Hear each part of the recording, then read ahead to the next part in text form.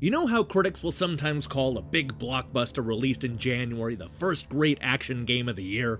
As corny and cliche as it sounds, I've always wanted to start out a review with that kind of bold and unflinching confidence. So I'm here to tell you that Wulverblade is easily the first great beat-em-up of the year. And sure, this game technically came out last October on the Switch, and it's not like we've been inundated with old-school brawlers in the first 3 weeks of the year. But don't you dare take this moment from me, I have wolves on my side.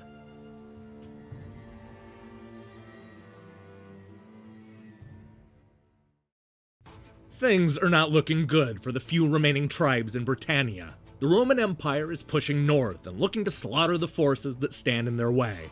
Unwilling to go down without a fight, 3 family members come together to set out on an adventure to destroy a bunch of watchtowers, kill the generals, and ultimately show Rome the power of Wulverblade. In true old-school brawler fashion, you choose between a strong warrior named Brennus, the speedy Guinevere, and the all-around balanced Karadok.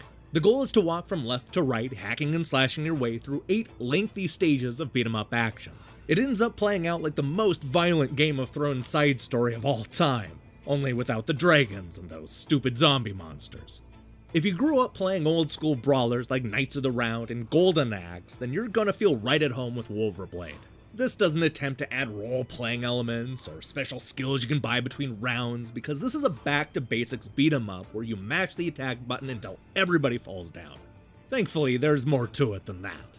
Although there's a lot of button tapping, there's also some strategy to pulling off the different offensive and defensive moves. You have the uppercut, a knockback attack, ground slam, and even a vicious double jump that does damage. I found that I was able to get through the first few levels doing little more than button mashing, but I really had to focus on using all of my moves in order to beat the rest of the game. There's a quickness to the action that I found hard to resist. This is a good example of how a great weapon attack can make all the difference. All 3 characters slice and dice their way through the Roman soldiers like celery and can juggle enemies in the air for added impact. Even though you're just one person taking on a whole army, the game does an excellent job of constantly making you feel powerful. Though, don't get too cocky, because the momentum of battle can quickly turn against you. All it takes is a few well-timed hits, and your hero's gonna be scrambling to find crates filled with food. Now, I went into Wulverblade expecting this to be an over-the-top fantasy game filled with orcs and magic, but what I found was a surprisingly grounded story that, while certainly over-the-top, felt like it could have been pulled out of history. Well, except for some of the supernatural stuff at the very end, but I was impressed by the restraint up to that point. The big bosses tend to be heavily armored generals and not undead monsters or dragons. It's a more human story than I was expecting. To further drive home the sense of history, the game goes out of its way to show you the real-world locations that both inspired and were featured in Wulverblade. You'll get a brief narrated bit with some gorgeous drone footage of the real-world fields and mountainsides. This is a great touch that reminded me a lot of the game Never Alone, which used the interactive medium to introduce us to the Inupiaq people and culture in Alaska. I like when games pull back the curtain and show us the real-world elements that go into the artistic process. So it probably won't surprise you to learn that Wulverblade suffers from a lot of the same problems that plague most of those old-school brawlers. For one thing, it's hopelessly repetitive, to the point where you spend most of your time just mashing the same attack button.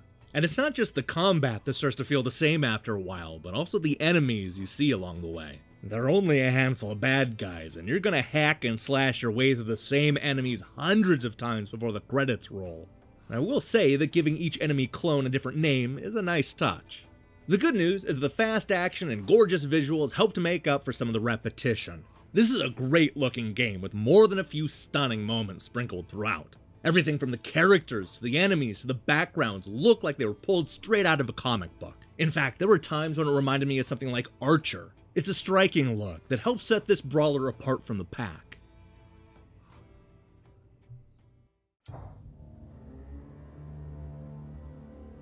Wulverblade is a delightfully gruesome throwback to an era when all of life's problems could be solved by punching bad guys in the face. While a little repetitive and not especially original, I enjoyed the stylish art design and the underdog story of survival. Whether it's single player or teaming up with friends, Wulverblade is the first great beat-em-up of 2018. Hey, thanks for watching our review. So here's the question I have for you. What's your favorite fantasy beat 'em up? I'm talking about Golden Axe, Dragon's Crown, or those Capcom Dungeons & Dragons games. Let me know in the comments below. In other news, I'm currently hard at work on a bunch of reviews. We're also just over a week from the debut of Game Over, the early years. I recommend you click that subscribe button and support what we're doing here. Until then.